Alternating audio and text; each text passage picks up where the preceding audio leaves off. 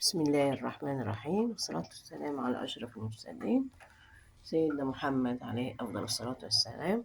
النهاردة هنعمل طريقة عمل كازان دبي أو التحلية التركي، وهي عبارة عن 2 كوبايتين لبن زي ما انت عايزة بالكمية يعني انت عايزاه. وادي التحلية بتاعتها عبارة عن ربع أو أقل من نص سكر،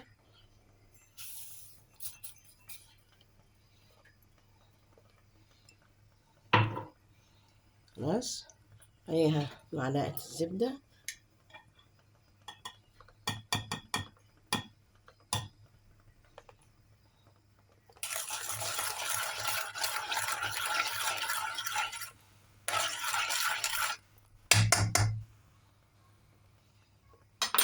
خلاص. وادي بعد كده هنحطوا البيضة، حطوا 3 معالق دقيق ومعلقتين أو 3 نشا، خلاص. أما اللي هو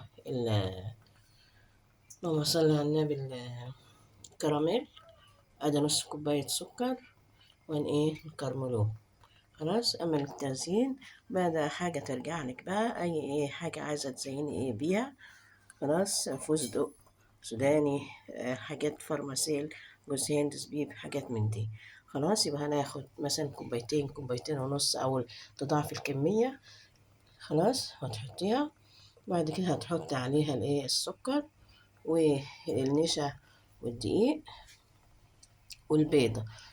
بس أنا هاخد بقى علشان ما نوقفش كتير، سايبة اللبن اهو يغلي. هناخد النشا والدقيق هنحطهم في شوية مية كده وهندوبهم ونقلبهم، خلاص، عشان ما تاخديش بقى وقت وانت واقفة، خلاص.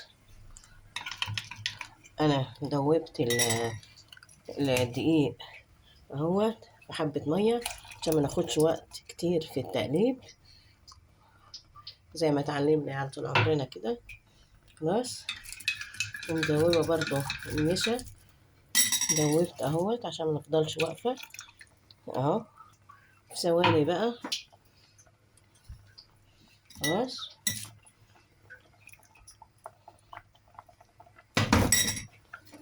بصي بقى على طول اهو، خلاص كده. لما تدوبي الحاجة وتحطيها على غليان، تفضل بقى ايديكي فيها على طول عشان ما تعملش، ما تكلكعش، خلاص.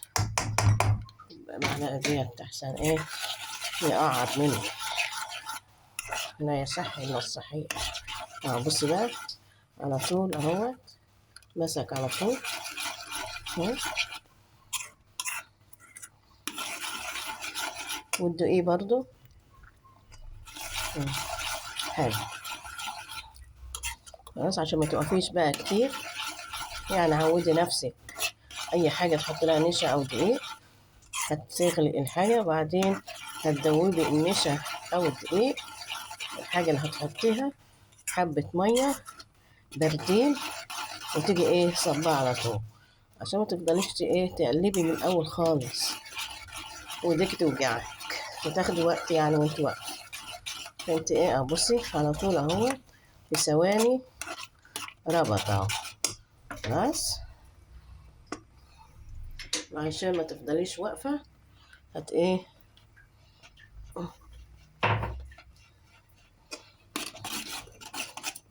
بصي جامد ازاي على طول في ساعتها، خلاص.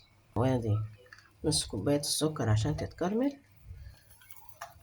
افردوها كده عشان تاخدش وقت مننا، سيبوها بقى تتكرمل براحتها،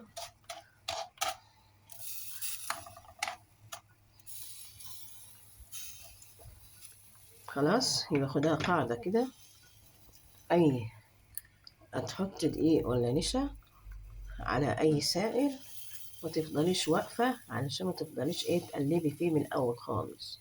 هتسيبي الحاجة تغلي وبعد كده تيجي ماسكة النشا أو الدقيق، خلاص، تحطي له شوية مية باردين وتدوبيهم فيه، وبعدين تصبيها، تبدأي بقى التقليب بقى المستمر عشان متكلكعش.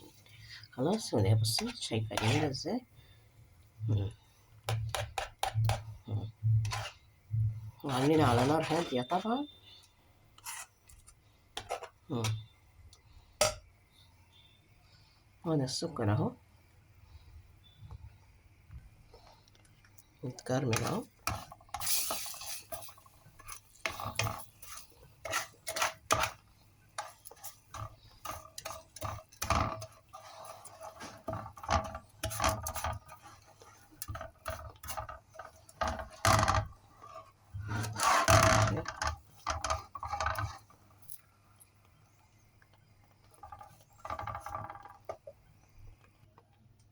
اهوت اتكرمل اهوت.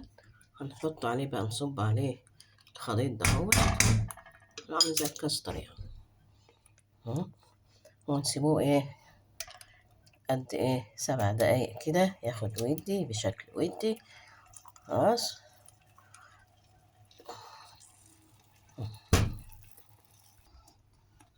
وادي الايه الشكل النهائي لكازان ديباي، او الايه التحلية التركي.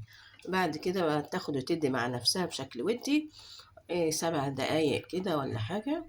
هنيجي حطها ايه في التلاجة ساعة 2 لما تجمد كده، ون ايه ونقطعوها ونزينوها برضو وبالهنا والشفا.